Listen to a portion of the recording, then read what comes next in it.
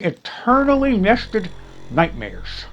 Welcome to another edition of Independent Artists Unite, a very special episode this evening for All Hallowed Eve. We welcome Viscount Visumakal of Grave Mood Rings. Viscount, welcome. Can you talk a bit about the genesis of the idea of Grave Mood Rings? Tell us how this wondrous creation evolved.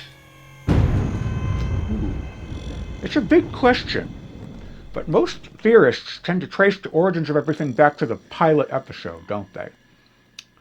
Whether or not we're all trapped in a cycle of eternal reruns, whether our seasons are renewed in perpetuity, or whether there are branching realities due to spin-offs, we hardly like to think of ourselves as less real because actors and screenwriters guide our fates.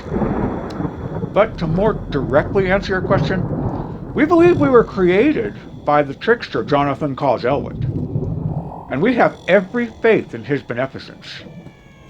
As it may or may not be written, his words are a candelabrum to guide our feet and a light for our crypt.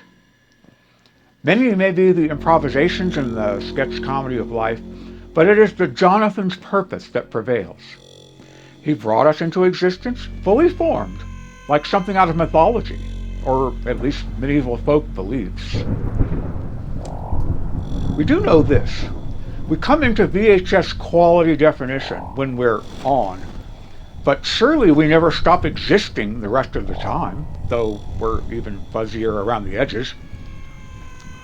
We're aware when the broadcasting signal is weak, or when there's imperfect reception, for it invariably snows. Yet we actually enjoy that fuzzy state. There's a tingle. And in those timeless, tingly states, we seem to recall, though granted it's all in black and white, having come from a place, an unrecognized 14th colony proposed in the 1770s in what is now Appalachian Kentucky and Tennessee. It was to have been called Transylvania, and it still is by some. Viscount, I and my sisters grew up watching Dark Shadows, and it affected me in a very deep way. Although I was always frustrated by the speed of which things happened on Dark Shadows, and you seem to be spoofing this in Grave Mood Rings. Is it a spoof or is it a loving homage? Who was it who did or did not say there's a hint of homage in every spoof? If we may speak for our muses, this world of Grave Mood Rings is firmly rooted in a deep appreciation for Dark Shadows. Our producer and director, Professor Oddfellow, has seen all 1,225 episodes of Dark Shadows several times through.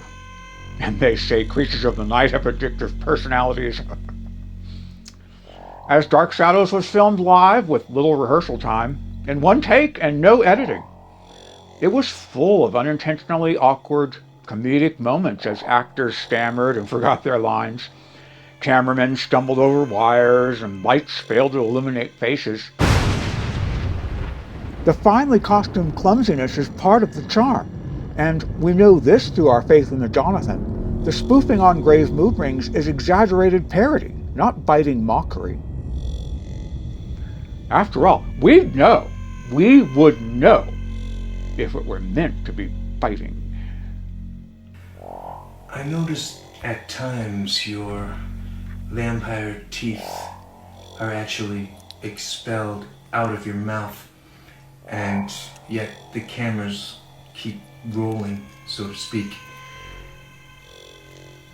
This is a source of much laughter in myself as I watch these episodes. And I can see that many a time you cannot keep a straight face yourself. Just how much fun are you having when you're putting these Grave Mood Ring episodes together, Viscount? Oh, we have tremendous fun. But in full disclosure, the production of an unfunded, understaffed, independent series is more akin to experiencing eternally nested migraines. The Jonathan's commandments come to us through the mysterious ethers, but then we must find ways to fulfill his grand plan. It sounds almost mystical, but we truly see ourselves in the other characters and in the editor of our series. There are times that individual egos are so amorphous that we think, are we doing almost all of this? Are we the editor as well as the actor? Are we even all the actors simultaneously? It seems impossible, and please don't consider us battier than we already are, but we genuinely ask ourselves, are we the disco Dr. Mikhailovich character? Are we the housekeeper, Wincha May Collar? Are we the teen twin detective who sometimes snoops around in search of a mystery to solve? Are we the werewolf Vicar Vichmikow? Are we even our own arch nemesis, the Riddling Sphinx? It all sounds like something out of one of those pseudo-spiritual self-help books so popular in this decade of the 1970s. Whatchamacallums. And that's just it. The grand mystery of existence seems encoded in our names. Vichmikal, Wincha May Collar, Mikhailovich, Vichmikow. We're all whatchamacallits. We're all one. We may even be you, don't you know? Because of the slow-moving nature of Grave Mood Rings, it's hard to get a feel, for instance, if there is a character arc at all with a character like Viscount Vichmikow. Is there a character arc? Is the Viscount headed somewhere, or is he indeed headed nowhere? Do the stories of our lives have an arc? Or are we merely going through a series of little sketches that may or may not even have segues and maybe going nowhere in particular? That's another question for the ages. And though we were just now speaking of a unity consciousness, we must say that we're divided on this particular question. Do we want our character to have an arc, to develop, to go somewhere? Well, yes and no. The lead of the story gets the arc, if the esteemed elders of Hollywood are to be cited. The supporting roles and extras usually don't have much of an arc or any at all. Are the side players to be envied? The less handsome character actors are sometimes better remembered than the glamorous heroes, and their stories rarely have the finality of the protagonists. We'd say we've done a lot of soul-searching on this issue, but those of our ilk are believed to be soulless. So suffice to say that we don't believe that anyone in Grave Mood Rings traverses any sort of arc, the flying buttresses of Vichmikow notwithstanding, albeit leaning very supportively, as they must, to keep the whole shebang from collapsing upon itself. For us, life is a series of seemingly random, possibly meaningless, self-referential situations with plenty of callbacks. I'm often amused at the number of characters that come to and fro on Grave Mood Rings. Is there an official count of how many characters you have had on the show?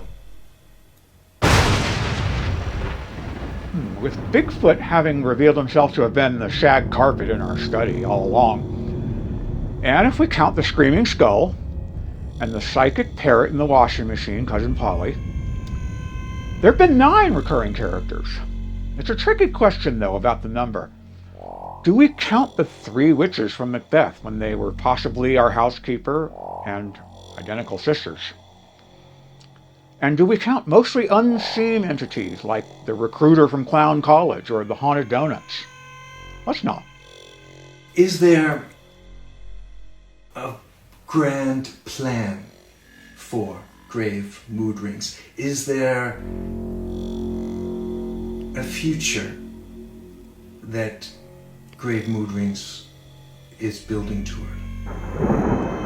We aspire, and we are unanimous in this, for Grave Mood Rings to become a household name outside the confines of our particular vampiric manor. Though we've never heard of the YouTubes and the Rokus, here in the 1970s, it has been foretold that the episodes of our existence will be available to many more eyes than are in the patterns of our wallpaper and coffin liner. But we hardly need tell you, as a fellow independent artist, that the powers that be, and let it be known that we truly do believe in the powers that be, just as we believe in the beneficence of the Jonathan. The powers that be are indifferent at best, and seemingly even hostile to independent voices. So it is a tremendous struggle to find avenues through which new viewers might find us. After a year crafting this series and with 90 episodes under our cape, we do know this at least: we're tenacious. For the love of the Jonathan, we couldn't hang upside down if we weren't. Thank you very much for being with us tonight, dear Viscount. And thank you for having us. If it existed here in the 1970s, we would recommend everyone to hear your song, Vampire Everything. We'll recommend it anyway, knowing that we'll love it in the future. Being undead, we'll eventually catch up with you, Scott Baker Graham, through time and through space. We'll see you in your hood, as the kids might one day say. Until then, we're Viscount Bitsbacall. Hang with us. We'll turn it upside down. We and our squad flying like rock stars, sporting handlebars. All eyes on us like exclamation marks. We're shining through the dark. Oh, we'll watch the night sky twinkle till the mood rings periwinkle. We're holding parties in Belfry's disco balls, And you know they're all-nighters at Fitch McHall. the time's no problem. It's a candelabrum. It's a sphinx asking Beatles, get your goat. Just ask the disco doctor for the antidote. We wanna binge watch with you till the sunrise with you. Grave Mood Rings. Vince McCullough.